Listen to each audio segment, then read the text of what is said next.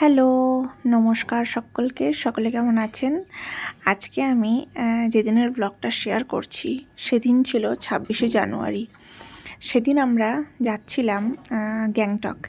তার আগের দিন এত বৃষ্টি হয়েছে এখানটায়, ভেবেছিলাম বোধহয় আর গিয়ে উঠতে পারবো না।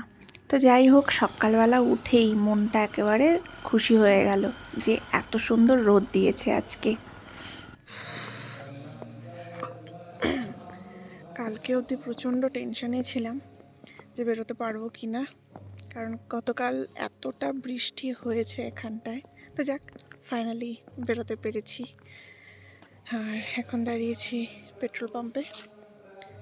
চলুন ব্লগটা কন্টিনিউ করি। সেই কবে থেকে গ্যাংটক যাব করছিলাম। অবশেষে যেদিন যাওয়ার প্ল্যানটা হয়েছে, মানে এই ২৬শে জানুয়ারি দিনটাই ঠিক করেছিলাম, কিন্তু এই ২৫শে জানুয়ারি এতটা বৃষ্টি হয়ে যাওয়ার জন্য মনটা ভীষণ খারাপ হয়ে গেছিলো। তো যাই হোক, আমার মুখের হাসি দেখে তো বুঝতেই পারছেন ভীষণ খুশি যে আমি অ্যাট লাস্ট আমরা যেতে পারছি। তো চলুন যাই, আর রাস্তার সুন্দর সুন্দর দৃশ্যগুলো আপনাদের দেখাতে দেখাতে নিয়ে যাই। এই যে ব্রিজটা, এটা না আমার ভীষণ ফেভারিট, এই জায়গাটা স্পেশালি ভীষণ ফেভারিট একটা জায়গা। তো যাই হোক, যাওয়া যাক। আর এই কিছুক্ষণের জন্য একটা জায়গায় দাঁড়িয়েছিলাম, সেখানে একটু ফটোশ্যুট করে নিয়ে, এই ব্রিজটাও দেখুন কি সুন্দর, তাই না?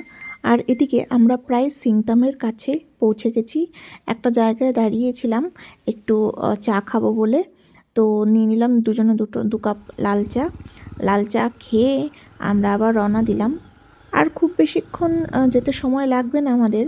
আর এই দেখুন, এই সিংতামের এই ব্রিজটা নতুন তৈরি হচ্ছে, অনেক দিন হয়ে গেল প্রায়, এখনও কাজ সেরকম শেষ হয়নি। আর এই আমরা ঢুকে পড়লাম সিংতামে। এই সিংতাম টাউনটা এটা।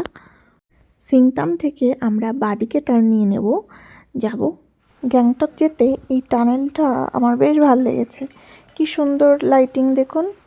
ভেতরে ঢুকেই প্রথমে বেশ অন্ধকার, আর তারপরেই না এক এক রকমের লাইট জ্বলে উঠেছিল। এই দেখুন, এখানটায় যেমন আবার সবুজ রঙের লাইটটা জ্বলে উঠেছে, খুব ভালো লাগছিল দেখতে। যাই হোক, চলুন যাই। যেতে যেতে শুধু ভাবছি যে যেন বৃষ্টি আর না হয়, আর এই ভেবে ভেবে ভগবানকে শুধু ডাকছি, কারণ পাহাড়ের ওয়েদার বলা তো যায় না, যখন তখন বৃষ্টি নেমে যেতে পারে। আর বৃষ্টির প্রোটেকশন হিসেবে আমরা কোনো কিছুই সেভাবে ক্যারি করিনি, না ছাতা না রেনকোট। তো যাই হোক, ভগবানের নাম করেই আমরা যাচ্ছিলাম। ওই দেখুন, গ্যাংটক আর 11 কিলোমিটার। তবে যা মনে হচ্ছে সেরকমভাবে বৃষ্টি হয়তো আজকে আর হবে না, আর হলেও বা সেটা হয়তো বিকেলের দিকে বা রাতের দিকে। আশা করি আমরা সেই বিকেলের মধ্যে রাবাংলা আবার ঢুকে পড়তে পারবো। তো এখন আমরা রানীপুল ক্রস করলাম। রানীপুলটা ক্রস করলেই কিন্তু গ্যাংটক শুরু হয়ে যাচ্ছে। আজকে প্রায় 9 বছর পর গ্যাংটক এসছি। থাকি রাবাংলায়, কিন্তু ওই যে মানুষ যেখানে যে থাকে তার কাছাকাছি জায়গায় খুব একটা যে ওঠা হয় না, আর কাজের সূত্রে থাকলে সেটা আরোই যেন সম্ভব হয় না। আর গ্যাংটক শহরটা 9 বছর পর আমার একেবারেই অন্যরকম লাগছে। 9 বছর আগে কি ছিল আর 9 বছর পর কত নতুন নতুন বিল্ডিং তৈরি হয়েছে, কত নতুন নতুন হোটেল, রেস্টুরেন্ট, কি সুন্দর লাগছে দেখতে। এই দেখুন, এই ওয়েস্ট পয়েন্ট কি অপূর্ব লাগছে দেখতে।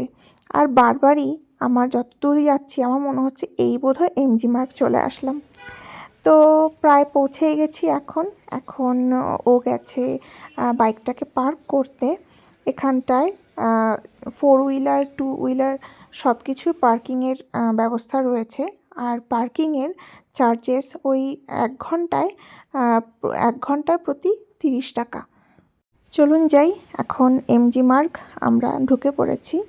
আর সকালবেলা খুব খিদেও পেয়েছে, কারণ কিছুই সেরকম খেয়ে আসিনি।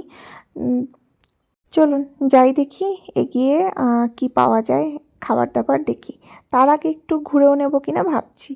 আগে একটু এমজি মার্গটাকে ভালোভাবে চোখে দেখিয়ে নিই বলুন।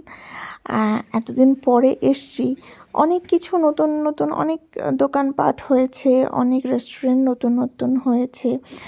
এই দেখুন এখানটায় এই রেড প্যান্ডার স্ট্যাচুটাও নতুন হয়েছে।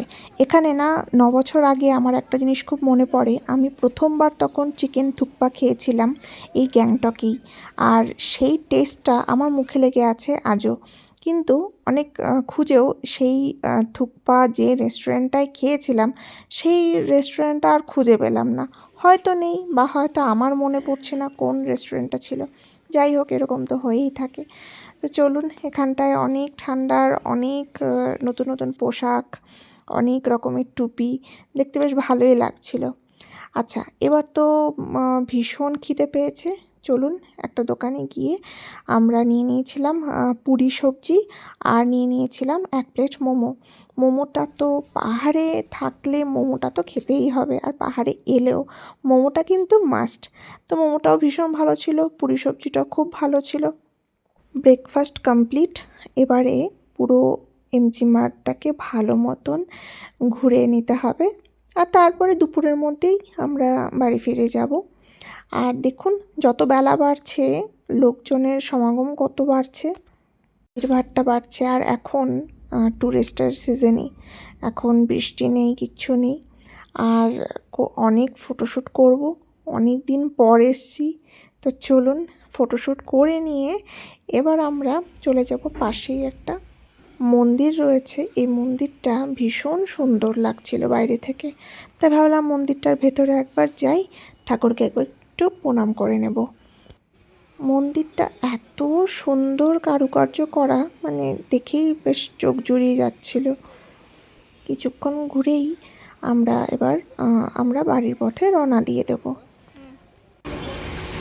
বাহ, দষ্ট অবতার, মৎস্য অবতার, কুর্ম অবতার, বরাহ অবতার, নরসিংহ,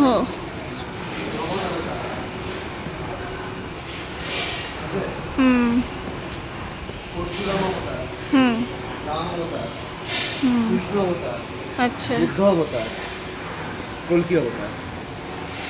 বাহ। চলুন, অনেক ঘোরাফেরা হলো। এই দেখুন পাশেই একটা গুরুদুয়ারা ছিল, গুরুদুয়ারা দেখতে দেখতে আমরা রওনা দিয়ে দিলাম বাড়ির পথে। আবার সেই টানেলটার ভেতর দিয়ে আমরা যাচ্ছি।